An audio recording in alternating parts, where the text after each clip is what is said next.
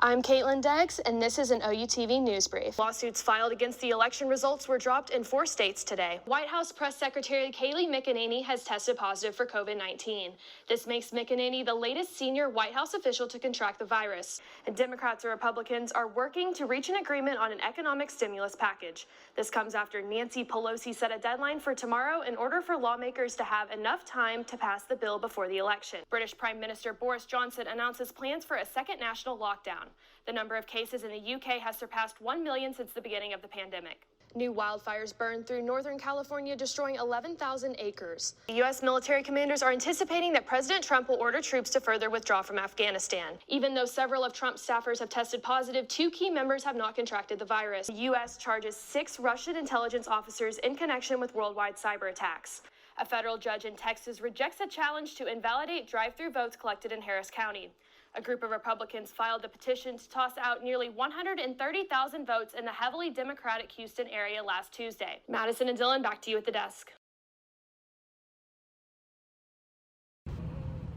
COVID-19 has left college students across the country scrambling to make ends meet, and these problems are not lost on students in OU School of Visual Arts.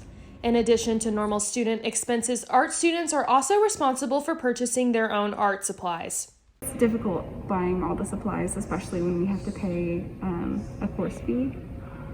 So essentially all of our fees are paid in order so we can access the studio. All of these costs add up, and for students who are struggling financially, one emergency can force a student to leave school. Expensive costs, and so when you just keep adding and adding and adding, and if one thing were to happen, the house of cards just falls down.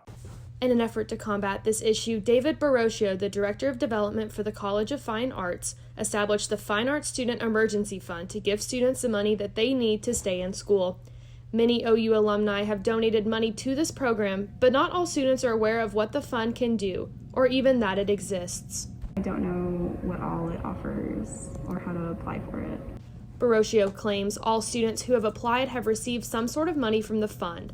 Overall, he hopes that the money will enable students to stay in school and continue to make art. All it needs is just a little bit of help, and you get that little bit of help, and they can go forever with it.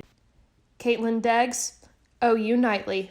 Good afternoon, everyone. I'm Tracy Berry, live in the KGW newsroom. We start with breaking news this afternoon.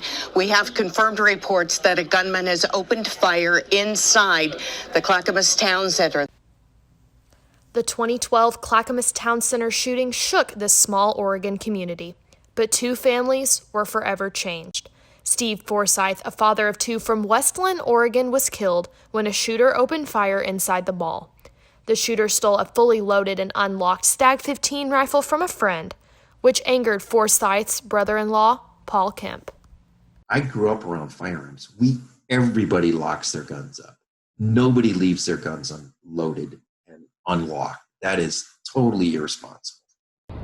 Since the shooting, Kemp and Steve's widow Carla have been active in fighting for gun safety and storage legislation.